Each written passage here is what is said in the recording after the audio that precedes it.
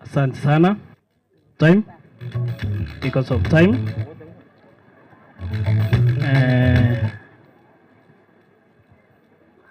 Our DCC, with the due respect, na kuomba nibadilishe FM kidogo, then I will come back to you. Na bakwa nimbia muri mwensi. Ndaiga asenge njoyo kuwakilisha mheshimiwa Shairi Janda. Litangani igarwa amaiga ino agoteba inga inwe ni inu Mashujaa matangani. Igo mwanjira na inga ni inu mwagereta kabesucha. Inga kiaresucha. Ekero tokorigereri nyari bari chaje history igabesucha asokonyora chikura chinyinge korwase barabiaba. Korwase inwe. Igo litangani igante imbata binga mbia mono asenge njo yoko mokora besucha.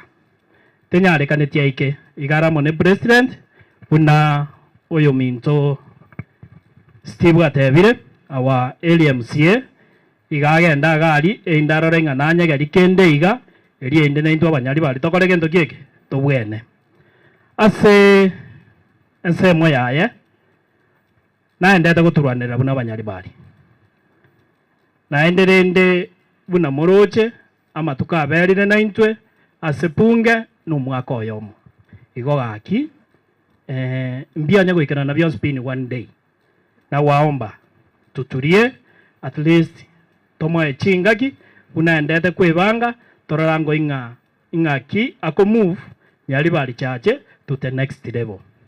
Among the few things biria nyare ko bakauturwanirira ngatenga muragwa una soeto bogambi. I think the first thing he did no komeki a foundation yalengo Shairi Janda foundation yalenge go keta for abana bali baraba ngaini litangani babwata max 350 go chiguru abana baiga because they were coming from poor families neji family chichinde chite kwenyara abande balenge chintakana akaba big around abana 35 akababeka in boarding schools na anda akubakanira a fees until baike form 4.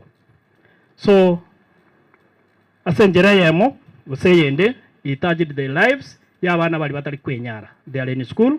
Most of them they are performing very well because at the end of the term ngonyora tuletea performance report forms toko basabera maya by the time wakora their education ende to kenga egende kisairi abakorete kiaba konyera sobogima bwabo na ndete gushkurikira chipara imatenga epara bune yega yaito na nyarose tiake yere ligena gochi nyaguta chipara anyarira kobo korosia keiga igochire chipara 23 lakini narwa nete naende we have around 13 roads echichete tiwe mbasa ineti chitenda nje igoretu wangoiga chipare chingo chakachire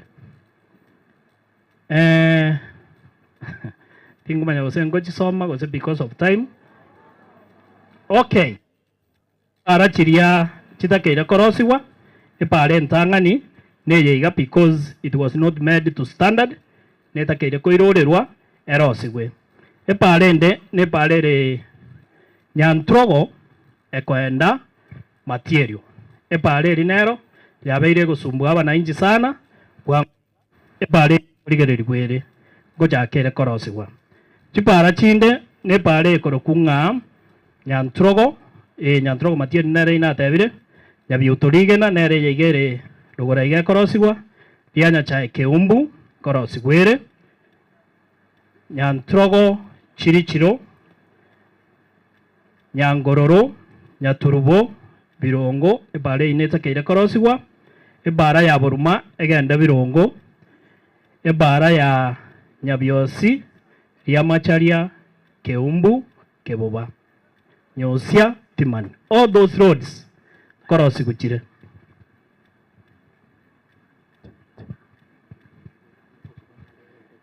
yeah. Alafu chipasari mheshimiwa wetu liliarenge campaign he promised 10,000 for colleges and universities. So far ngagete natema kuri chipasari no nyaba kemba nyorete mbasini ni ba miseti na ende ngagete ngabwa ngoiga around omotienyo 12 ngo rangeri tore for application of bursaries. So please gongo basaba ekalochi form eji gocha you apply tiga kombi nganyali baliole no manyire to apply, just apply. That is number 1. Number 2, tiga go edit ebibande onye mwana tali nyali bali tiga njera nenga tali aralia nyali bali monyali bali arakora ki arafaidika bali bande bagocha koruisiko na bakogera the process yabe ngong eri inda bande baito kwanyona nga because ekebande ke yana kero kia majiri gokore rukara bati yagera inga bana baita abange bagokora gendo keke mbakonyora chipasari igo please ekero to gocha korangeri gocha kero motinyo 12 chipasari please bali colleges and the universities ba apply chipasari chia secondary nchi abete challenge asitore mbaka abande bali babegeta abana boarding abande bakubolinga igo intuntu agete kura. Yes, ntoma tengali swali elindiro, but I think this time round ndirigo chikobororo aseki umweshimiwa because chibazi cha secondaries. In fact the secondaries mweshimiwa na bawanjira nainga na wabwena tego take over, but yo mweshimiwa extended a hand wocha secondary because chibazi cha renge chinge agateba inga tigara abana bali bale bad scholars okoba chiarenge chinge, but this time round na achiete rogoro na pusheti e pasari ya secondaries njamende tuchibesa. So we expect and we hope inga mwana tayo bugo monyali bali ole secondary ugochikomisi gendo keke ugochikomisi e pasari. So na barabu na bagoja wa apply. I think like secondaries we have their forms no ochire. We are going to see the best way to work on them. Torego se dokumenta go se etokora aba coding, but I think this time round a question here arenga se chipasari we are not going to have it. Sema ya majo mheshimiwa naenda takurwana. I think the other day mwe wetega ko igora macha renge yanjere as a chibohole. Unarenge garia he pushed for some more. Chibohole chindengo chachire. I understand muna gaiga egesimangero Kerera gaiga patinga itekeregie school. The community terikonyora macha yuya because of appeal yestima. So egesimamune keiga I think we are working on it. Tororenga onyage konyarekana ke which sola echie inde chira pambu macha aria inde school they will experience a period yanene such that with the surrounding community enyora mache nebisima binde ebyandata gosukuma. I think soon ngoigumone na birobyo bigochaka kolemu to help our people. Tingo twara mange because of the interest of time and ni my thing our guest nata keirego korwe speech yo mukubwa so ndaba sabega aki na mange tware ngoja gukwana na mange tware ngoja gotebani but because of time mutuanjere umweshimiwa naende ko work for umunyari bari una promised and we hope he will not fail us. Tomo amagoro toturi yake igo eriende to mago jako mwa evaluate. Please tubwaterane asengenjo ya magendero anyari bari biya mono Sairi tanga no botumbe kore muremu Dr. Rundu koruke umbo igule nga paketi ya eno era atayo na ngo tomara ma paketi no ikomiga bantu basibe. Dr. Joseph Birundu kuruwe MCA Shem. Yo taribia igo. Etangase yemo tarehe 14 Novemba. Kenyengi mano ikale nyantrogo twigwana nabeshimiwa abaiga. Abantu bali mu bwato burweru bwesukari no yuchiko pimwa igo kenyengi mano ikale nyantrogo igo mwesi nabachikira ne mokoleki motoko. Sitaki kupoteza wakati sasa, madam ulinipa hii maiki, wacha nikurudishie tena. Asante sana mheshimiwa. Asante. Nafasi hii nitachukua kualika sub county admin kusoma speech ya governor. Eric, tafadhali karibu.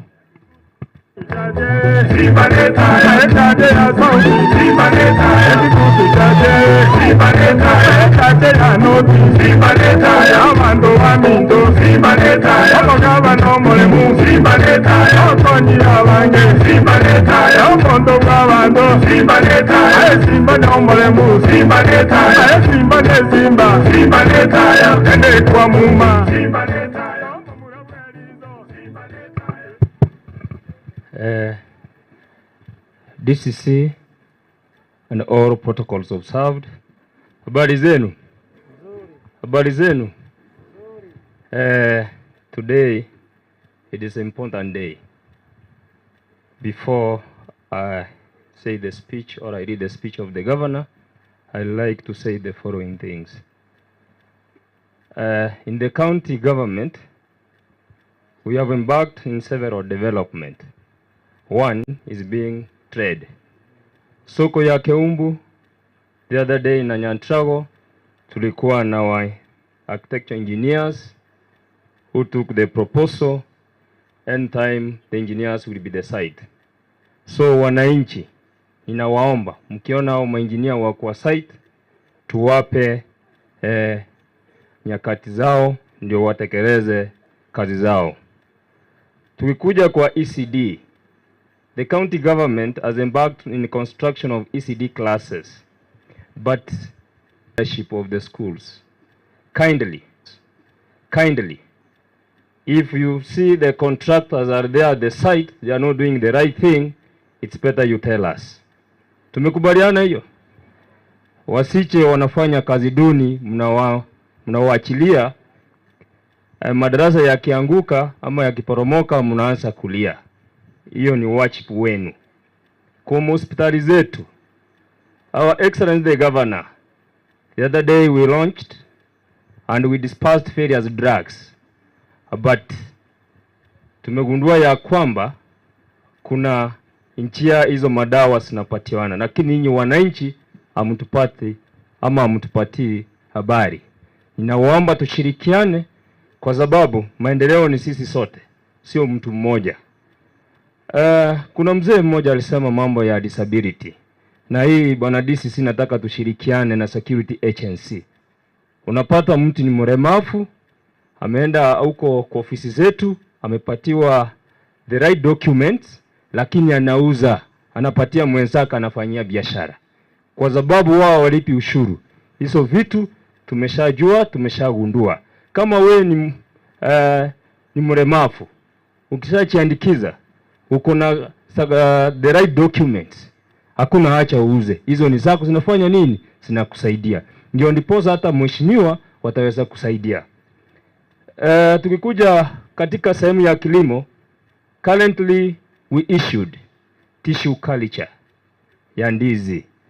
Wakulima mlipata, wale mlipata, funza wenzako. Ndio kesho nao utakuwa shujaa. Usiwe tu na nyamaza. Ukisaidia mwenzako, ndio utafanya nini? Ni hata wewe utasaidika. Ndio kwa sababu hii siku ya leo tunasherekea. Hawa wazee hawakuwa hawataki kutupatia maono. Maono yao ndio, na sisi wananchi wote tuko hapa. Ninawaomba ya kwamba tukue na maono mazuri so that in the next 50 years in this ground people will be celebrating our lives and whatever we did. Finally, tukikuja mambo ya parcels. The county government, after our Excellency the Governor realized there was a lot of abnormalities, there was a lot of irregularities, the county government ilipatiana pesa moja kwa moja kwenda kwa shule. They transfer, direct transfer funds account.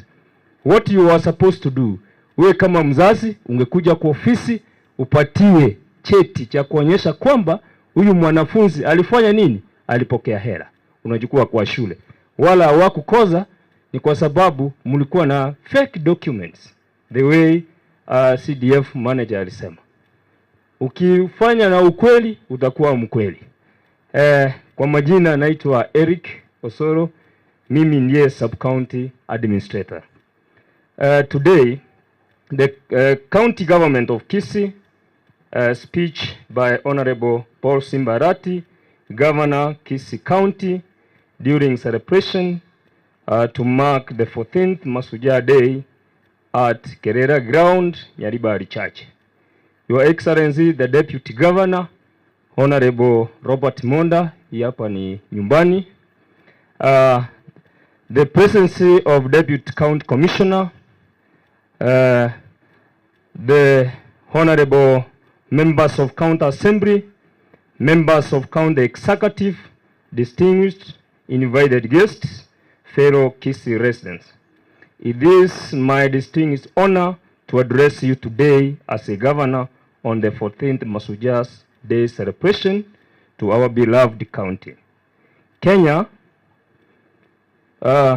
this is the day to set aside to recognize, appreciate, and celebrate the county's heroes fought for freedom from colonial rule. On this day, we must honor and condemn our founding fathers and mothers, for without their courage and immense sacrifice, there would be no modern Kenya. They believed that Kenya, as a sovereign nation, was a destiny would not be divined by any other power. We join other Kenyans in celebrating and honoring independence heroes. Here at home, we proud, appreciate, to encourage our own heroes who pay the ultimate price to resist colonial invasion. Not anyone has all willpower to stand up their county. When we push comes to solve, this is why we salute our local independence heroes and heroines. Among them, Murangiti, Otenyi Nyamaterere, Nyamataganda Kiboyo, and Samuel and Simiori Moturi for standing against colonial invasion in KISII. As a community, we need to deliberate honor and immortalize these heroes and heroines. For example, in naming roads, schools, hospitals, and even electing statues, as it for the case of at the national level. Let us strive to emulate their ideas of courage and sacrifice for greater good of the community. Ladies and gentlemen, we must have this conviction, especially now at Kenya is set to welcome King Charles III at the official feast. It will be necessary to prepare and present a memorandum proposing how Wusi community can be compensation for atrocities meted out to our people during British occupation at the KISII region. And if possible, advocate for the return of Otenyo's head, for we told that we are being dismantled and was taken to England. Today, we appreciate to honor members of KISII community despite the challenges that come their way, continue to work for well-being for their families and the betterment of the community and advancement of the county. In this regard, I wish to commend our sportsmen and women who continue to carry the Kenyan flag high, conquering the world in various sports disciplines. I salute Commonwealth champion Mary Moraa for her sterling performance in 800 meters in the recent World Athletics Champion in the Budapest. Her spirit in completion and resilience, having developed her skills in a local schools competition here in KISII County, is truly inspiring and exemplary to all of us as the people. This is why we invite her as a guest of honor during the state of the county address in the KISII County Assembly recently, and organized the Inolic homecoming ceremony for her last weekend. Importantly, we also appreciate the heroes of the second liberation struggle that gave us a rise to a constitutional reform in the county, resulting to the devolved system of governance that we enjoy today. Ladies and gentlemen, in the last general election, KISII County residents went to the parrot, pronounced themselves on who will be their leaders. I thank them overwhelmingly for voting me as a governor. At my inauguration, I made important promises about how I will govern this great county. Among them, promises were pledged to instill discipline in the county public service, improve healthcare service delivery, develop infrastructure, and transform our agriculture for wealth creation.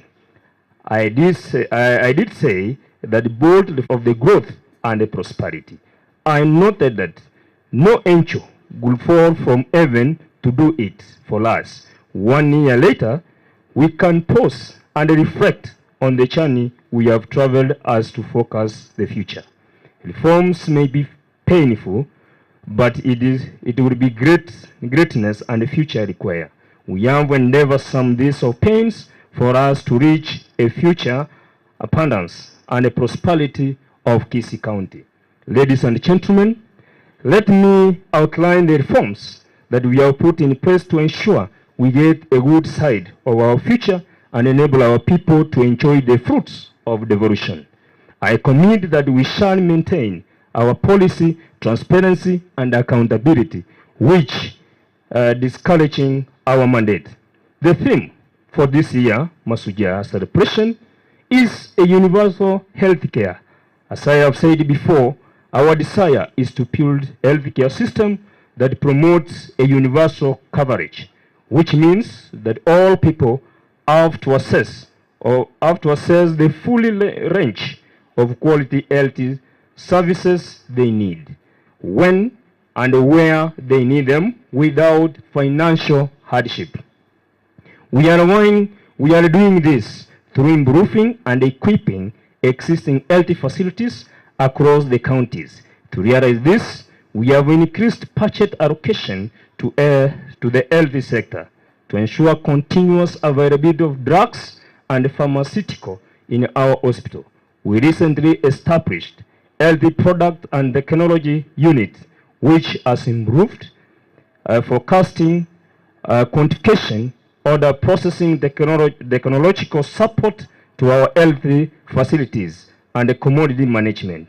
This month, we have distributed drugs and non-pharmaceutical of worth Kenyan shillings 52 million to health facilities across the county.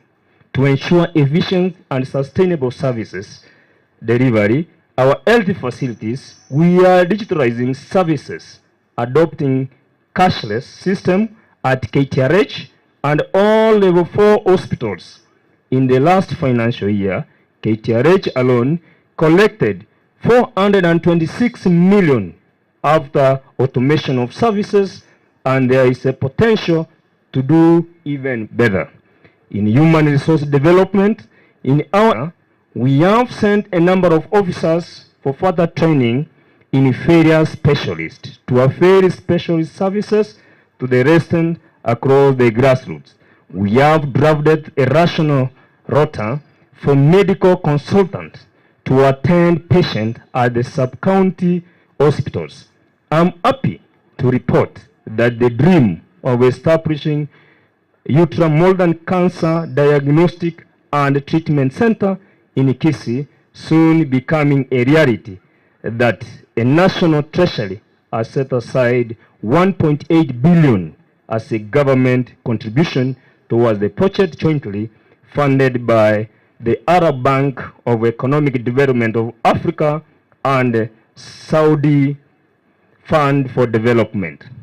The procurement process has been finalized. Both SFD and the Badea have been given no objection, and we are now waiting for awarding the contract, awarding the contract and groundbreaking ceremony at the site. As the county, we have 10 healthy workers, including doctors, clinical officers, nurses, specialist training in oncology. Ladies and gentlemen, in primary health care, through our community health survey, we have finalized engagement community health promoters as the first line of defense of health service delivery. Currently, we are providing monthly cash spended of each over 2,900 shillings to ensure our health services at the doorstep.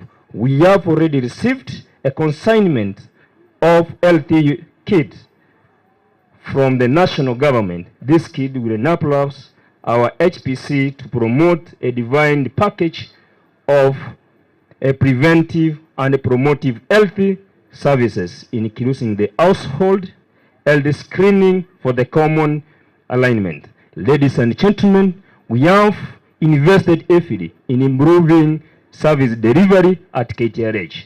Our premier referral hospital, the hospital has now a major facelift through leveling infrastructure and the reorganizing of the accident and emergencies area to reduce overcrowding at the waiting bay.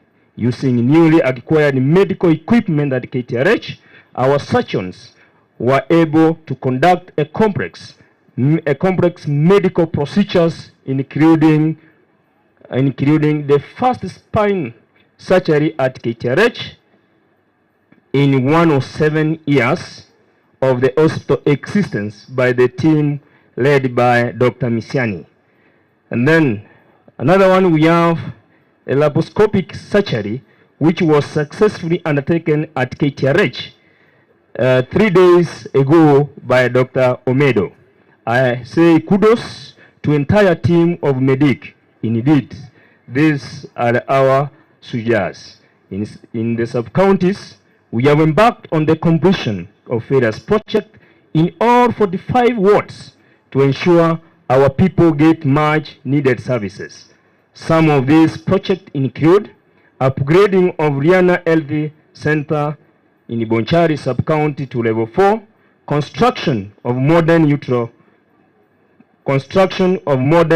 multi-million hospital block at Liana, which is nearly complete, Mosocho Health Center in Kitutu Church South, and also getting a major infrastructure upgrade. Ladies and gentlemen, let me now turn to water and environment, energy and climate change. Our goal is to protect the government and sustainability use of existing natural resources through participatory management, planting of trees, planting of water-friendly tree species, conservation of forest, and the restoration of water catchment areas. Focus on these climate change mitigation measures to reduce the impact on the water catchment, reducing the quality and the quantity available use. This is why we are distributing fruits, tree seedling of selected schools in all 45 wards. I call upon our people to plant trees in their farms to provide nutritional diversity, to increase food supply and improve soil fertility. I recently visited Nyansaria Hill in Bonchari sub-county and was shocked to realize that the impact of uncontrolled farming activity. We shall provide residents in the area with a variety of fruits seedlings for planting. We will also introduce bee farming as alternative conservation measure to protect the hill. Through WASCO, we seek to expand water pipeline to low-lying areas of Nyaribari Chache, Bonchari, Kitutu Chache South, and the Rogo of Bobasi areas in our last mile water connectivity program. The USAID has supported us a tune of 240 million to enable us enhance water services to benefit more consumers in the county. At the same time, we plan to have wastewater treatment plant at Bonchari modified and upgrading into a fertilizer plant. To promote the uptake of environment-friendly renewable energy, we have initiated a large-scale solar plant generation project at Nyantravo scheme. Supply power will be sold to our national grid, while residents which will benefit from affordable power supply to support the income generation. We already have a partner who will implement the project. Ladies and gentlemen, agriculture is the mainstay to our economy. contributing to food and income security. Employment, wealth creation, we have prioritized this sector investment to support the livelihood of our residents. To boost coffee production, we have to set a demonstration plots for crop husbandry at the 59 coffee societies. Recently, we have distributed over 39,000 trees, coffee seedlings, to be planted on demonstration plots. To enhance capacity building to farmers, we are revamping the KISII Agricultural Training Center ATC to be stop demonstration center for training and skills transfer to the farmer in the region. To enhance banana and avocado production, we have to set a bulk nursery to produce over 1 million seedlings at ATC at any given time. This to ensure availability of quality planting materials to farmer at the subsidized rate. I urge farmers to visit ATC and secure avocado and banana seedlings. Ladies and gentlemen, in the area of lands, fiscal planning, housing, and urban development, we have covered the ground of our quest to improve the livelihood of our people through efficient land administration, equitable access, secure tenure, sustainable management of the land resources. As I said before, we have set aside 15 million for the planning of 37 market centers to establish and demarcate external boundaries, issued tenure document. The last plan was done in 1972 to address the challenge of unsustainable use of natural environment, urban and rural development. We need a spatial plan. I'm glad to report that we have set aside 50 million for preparation of our country spatial plan. The Food and Agriculture Organization, FAO, has also offered to provide a technical support in stakeholder management. We are equally seeking to update our valuation roll, which is important legal document that contains a property information of all rateable properties within our boundaries of the county. The valuation roll in the current use was prepared in the 1980s, meaning that the rates applied do not reflect to the current market rates. We currently collect 14 million in a property rates against the potential of 150 million. To redress this, we have initiated the process of developing a new variation roll in cooperation with the FAO and the University of Nairobi. We have also set aside 20 million for implementation of geographic information system, a computer system analysis that analyzes the display of georeferenced information using KISII decision making for the county government on the development. We shall be informed by the data. It will be also support our automation of revenue system and our services in the county. Again, FAO is supporting us in setting of this KISII lab. Ladies and gentlemen, in upon development, we continue making improvement in the governance and infrastructure development for urban planning center to promote service delivery. The main challenge has been solid waste management due to undeveloped infrastructure for effective management of waste. At the decommissioning Nyambera dam site, a contractor is assigned to build a recreational park which is said to be operational in the next 3 months. Through the National Environment Management Authority, NEMA, we have held discussion with the private sector and the proposed establishment material recovery and segregation facility at ATC. This will be a centralized collection center where dry waste shall be processed for sale of various recycle, local and international. Hence, it will be a source of income generation and employment of creation. Ladies and gentlemen, we are upgrading infrastructure within KISII municipality to support from with the support from Kenya Urban Support Program, the upgrading of Chogo Kari Keep It Road to Putman standard at the cost of 49 million is nearly complete. To foster good governance, we recently made changes to the management of the municipality. In the second municipality at Togembo, we have embarked on a major infrastructure upgrade upon the area with a number of roads and other roads being upgraded. We will also explore the possibility to have Suneka town upgraded to municipality soon.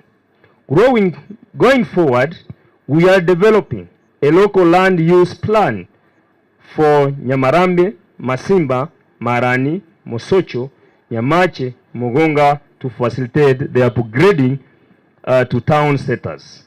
Other urban centers we embark to elevate to our towns are Kenyenya, Keumbu, Nyakoe, Tabaka, Etago, Nyacheki, and Magena.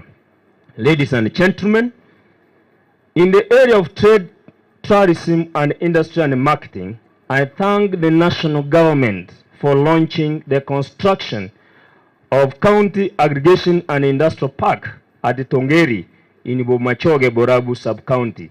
The park will support agricultural development through the reduction post-harvest losses and increase the market through national agriculture and the rural exclusive growth project. We have completed 2 market and aggregation centers at Magena and Marani in Momachoge Borabu Sub-County and Kitutu Chache North respectively to support vegetable farmers. I will soon commission to the market for the use. With regard to Suneka market, I have instructed my officers to evaluate and have the stalled market complete and revamped as the matter of urgency. Other going forward market project, Bonchari in Kirod, the construction of Mutonto Market, Bomorenda Ward, Bogsero Shed in Bomariba Ward, Gesero Market Shed in Bomariba Ward, and Nyakiogo Market. Additionally, we are to build a new market sheds, completing the stalled building and putting in place a production block and other amenities in our market center in the county. At KISII Marigit Market, we plan to build a multi-story ultra-modern market structure to house traders engaged in various business activities. The national government has committed to support this project to a tune of 100 million. Ladies and gentlemen, in the area of culture, youth, sports, arts and social service, we are undertaking a major repair and overhauling of the KISII Stadium, which was not done to require the standards initially, to help to tap the potential among our youths. As I promised earlier, we shall work closely with our accomplished sportsmen and women to establish talent academies in all sub-counties. We shall mentor and nurture the upcoming champion. I'm happy to report that we have taken over the management of KISII Town Library, which has been handed over from the Kenya National Library Service. Going forward, besides stocking of all our libraries with books and other relevant materials, we are set to have them connected with the internet access and equipped with the ICT gadgets for the public utility. We are also planning to establish ICT centers in the partnership with the Achiri program to our all 9 sub-counties. Ladies and gentlemen, Tuning to education, manpower development, and vocational training, I'm happy to report that with the support of the County Assembly, we have introduced the County Bursary Program, where dispersed to a total of 145 million, with each ward awarding 3 million. Comparatively, away from traditional way drafting checks to beneficiaries, which was prone to corruption, at this time round, we have the money wired directly to the school beneficiary account. This was a major success, which each beneficiary had this and our collection accounted for. This financial year, we have increased the allocation from 225 million, with each ward said to receive 5 million. However, unlike last year, where it was only secondary students who were benefiting, this year, students in vocational training institution will be also our first priority. To improve infrastructure in our learning institution, in the last financial year, we invested 24.4 million in the construction of 22 ECD classrooms, 1 hostel, and 9 pit latrines in various vocational training across the county. We are also keen on linking our vocational training center with international learning institutions like Wuhan Polytechnic to enhance modernization of skills, transfer, and knowledge exchange. Ladies and gentlemen, in public service, the county administration, but especially development, the major challenge was to have incomplete office spaces at the headquarters, sub-county, and ward level, which impedes the service delivery. In light of this, we have set aside 50 million for the completion and innovation of the office block in all wards and sub-county headquarters in the county. At the same time, we are set to establish a new county headquarters at the community land opposite KISII School to instill efficiency and transparency. We envisage a one-stop modern open office layout block with all departments operating under one roof. We have set aside 100 million for the first phase of the project. In the sub-counties, we intend to repurpose the sub-county headquarters to operate like Huduma centers for the sake of better service delivery. To improve efficiency delivery, our county needs to employ more skilled labor to put high wage bill as embedded this.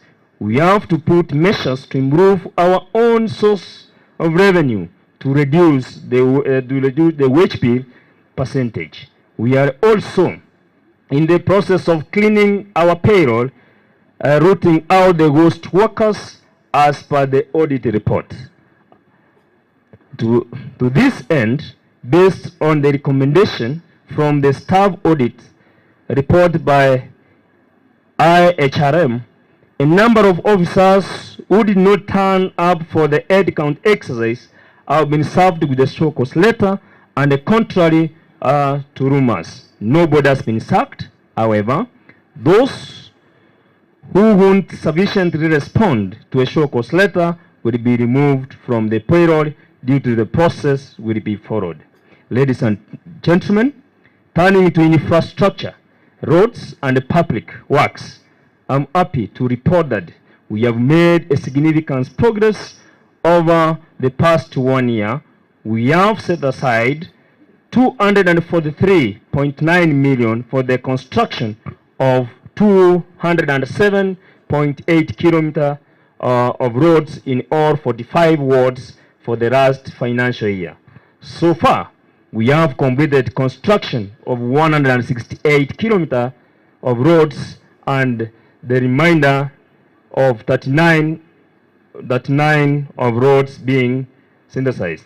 Unlike Unlike before, our roads are done according to the set standards, and I promise that we shall do more in the coming days to enable our value of the money. Further, we have all that the modern of operation in the procurement roads and infrastructure efficiently. This financial year, we seek to have contractors with enough capacity undertaking roads projects in our ward based.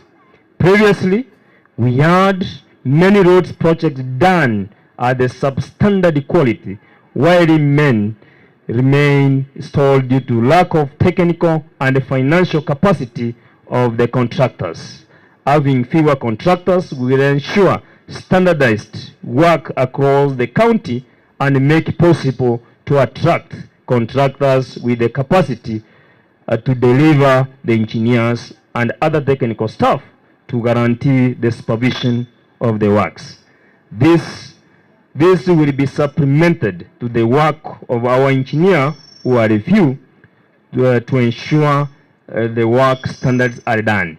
Apart from having all county roads gravelled to all weather standards going forward, my plan is to have our roads in our rural areas paved to a blacktop level, and those in urban centers carpet paved.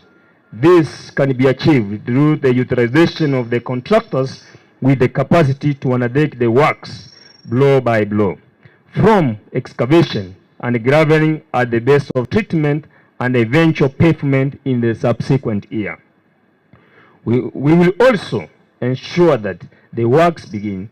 The contractors who will win the bid will be duty to bound to a source building materials from gravel, quarry stones, and other from locally. B, engage both skilled and unskilled labor from within. C, engage subcontractors from those already pre-qualified by the county government of KISII. Hire equipment from local vendors. Having said those, I wish to reiterate that we seek to work closely with the national government and agencies concerned with our roads and infrastructure development. This to ensure the cooperation approach, to build a cooperation approach in service delivery and sound infrastructure for the sake of these residents of this county. To end this, I recently reached out to His Excellency the President and appealed to the speed completion of KISII-Migori Road, including the Rajambiri interchange.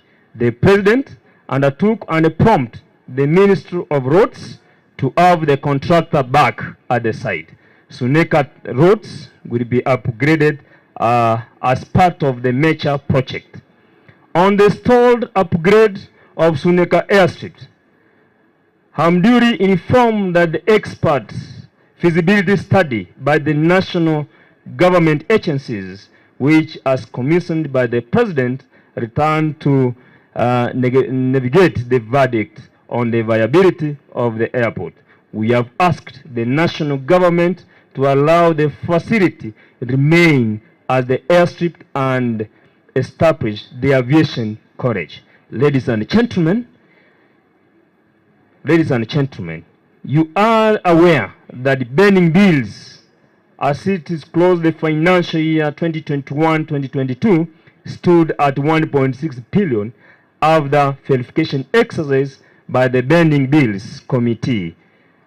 Was Kenyan shillings 201 million was verified for the payment out, and out of this we have paid 112 million, while the remainder of 119 million will be paid in the financial year. The affected contractors and service providers did make appeals to eligibility of their claims.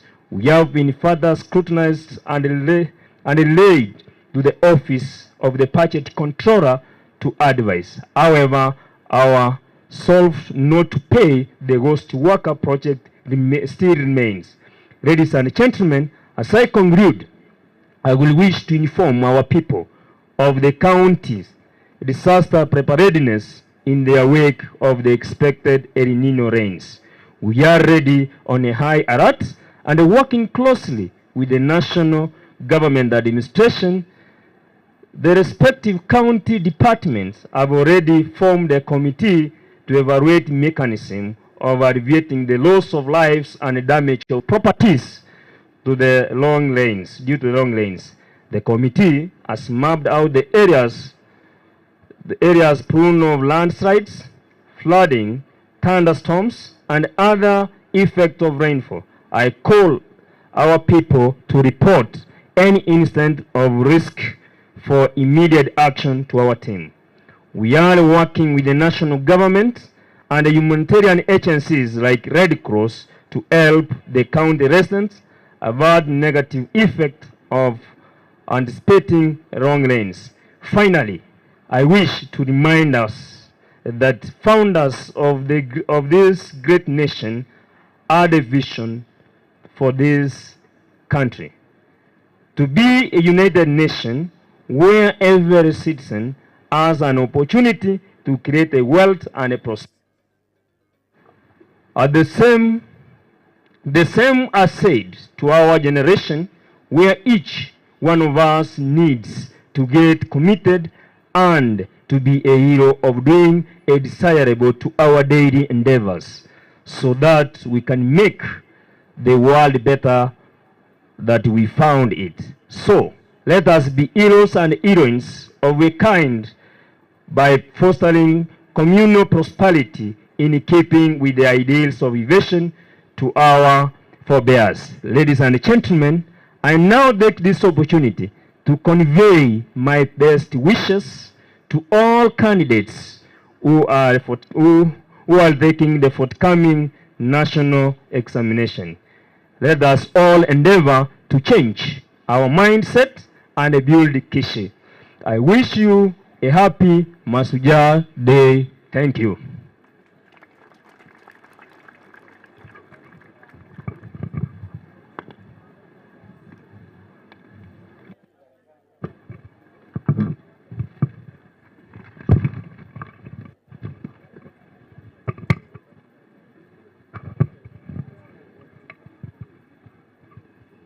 Sir, with your permission, naomba wote tusimame tumkaribishe DCC KISII Central asome hotuba ya rais. Karibu. Thank you, sir.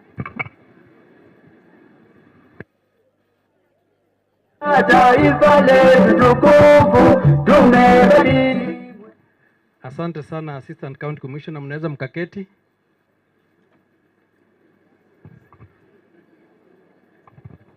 Hotuba ya rais sio ndefu sana, kwa hivyo msiwe na wasiwasi.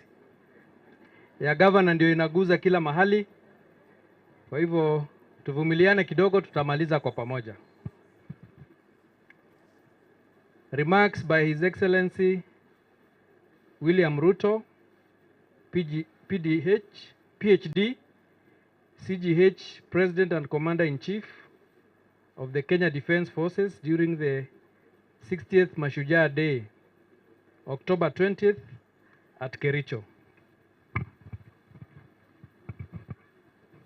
Our guests, Tete Antonio, Minister of Foreign Affairs of the Republic of Angola, members of the Diplomatic Corps, distinguished guests, Kenyans. Mashujaa Day is a celebration of the power of individuals who changed the course of history and the destiny of our nation. It's a reminder that nations are driven forward and changed by individuals. Ordinarily, men and women who believe they can make a difference, who believe they can change the status quo. The status quo in 1963 was a colonial state, the denial of basic freedoms and dignity. Deep inside, many individuals believed change was necessary and they took action. Individual belief resulted in action and ultimately progress. Today, the status quo is a hunger for socioeconomic transformation, one that most of us feel is long overdue, and rightly so. The need for heroism is as urgent as it was in pre-independence. The power of individual action is still as powerful today. Our heroes today are on the farms, the markets, the factories, and the offices. Our heroes are using their creativity to create content and shape culture. They are playing on fields and working across various fields. Every day, when we do our best, when we deploy our diligence, intellect, passion, creativity, hard work, and sense of purpose, every day that we believe we can make a difference, we are changing this country.